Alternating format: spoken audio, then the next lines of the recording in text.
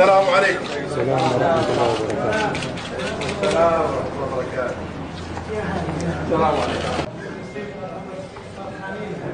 والله احنا سعد الله، ودنا ما نباهر بالنصيب الله يطول، لكن انتم من يقدر المشاعر من يقدر الظروف. توصف من هذا الوطن وجيزه التنافسيه واحد اهل القصيم اهل القصيم. هذه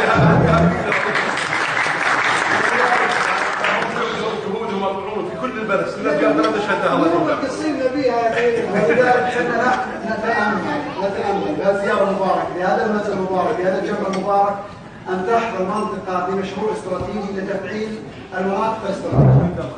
وعلى يدينا وبتوجيه وهذا المنطق سموه الامير وسمونا لدينا الرؤيه الاستراتيجيه الكامله لتفعيل رؤيه في هذا الجانب مع وجود اقول الرجال وبعض الخصائص وكل منطقه الاحوال بفضل الله وكل منطقه الاحوال بفضل الله ان تحظى بميزه تنافسيه استثنائيه للجيزه الى الرياض الى حد يزعموا في فرص كثيره في المواطنه تستغل.